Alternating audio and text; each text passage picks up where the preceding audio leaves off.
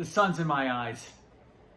The sun doesn't come out all day, and then the day's over and it decides to come out just when I'm trying to do a video. Well, red blends are all the rage. California red blends in particular are all the rage these days. I'm gonna try to focus a little more on them and pick out one that is, I don't know, under $20. Girasole. This is Charlie's Blend, right? Charlie's Blend 2021 red wine from Mendocino County. So Mendocino is a bit north of San Francisco. It's more north, Sonoma, Napa. Mendocino is north of those two appellations or areas. This blend is a blend of, it's a perfect union of Cabernet Sauvignon, Merlot, Petit Syrah, and Zinfandel. It sounded interesting. It sounded Italian. It's got a beautiful sunflower on it.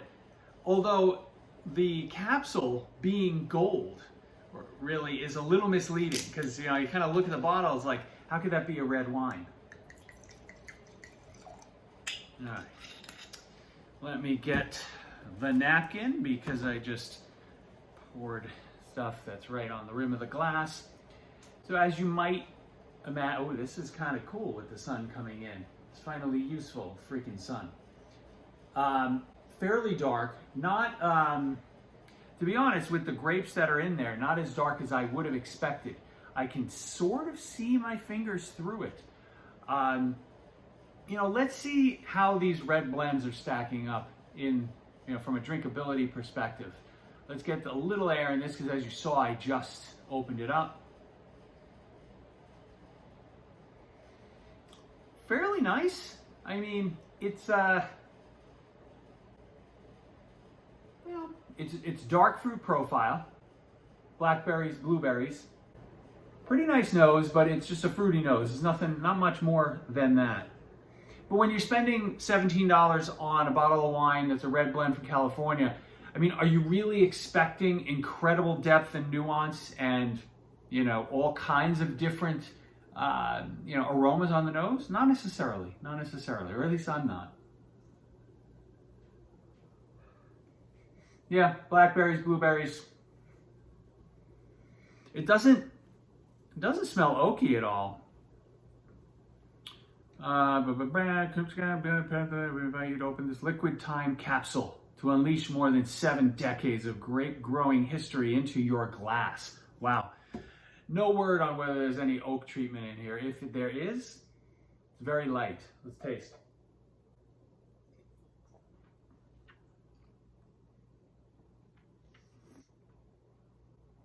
There's definitely some sugary sweetness to this. Not really in a fake way, but there is some. This is what I would say is somewhat typical of some of these California red blends because they play to the marketplace where Americans are looking for sweetness in their wines. I get it. I definitely get it.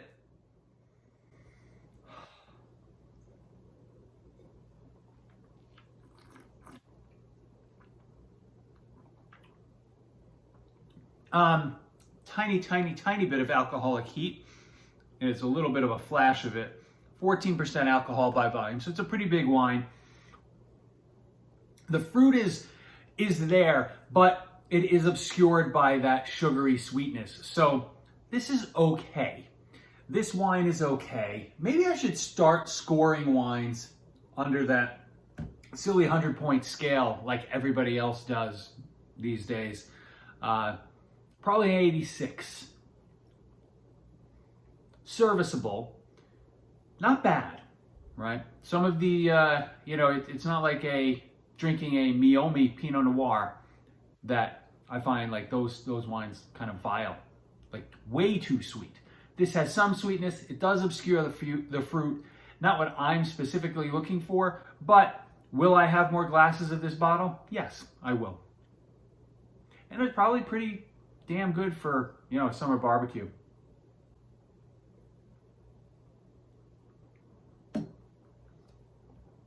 we're going to keep tasting through some of these as I find more on the shelves.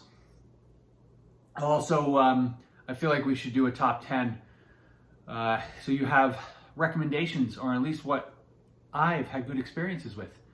Thank you so much for joining, and I'll see you soon. Cheers to the sun.